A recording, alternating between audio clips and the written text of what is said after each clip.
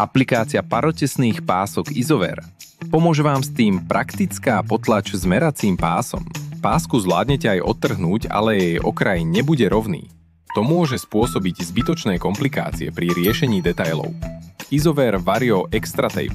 Lepiace pásky by sa vo všeobecnosti nemali odtrhávať ručne. Výnimkou sú však textilné pásky ako napríklad Isover Vario Extra Tape, ktoré sú špeciálne vyvinuté na tento účel. Vďaka pretkanej štruktúre tejto pásky ju možno ľahko odtrhnúť. Isover Vario Multitape SL+. Táto páska sa zároveň odporúča len strihať, neodtrhávajte ju ručne. V prípade pásky Isover Vario KB1 jemne ohnite odstrihnutý koniec rukou do tvaru písmena U.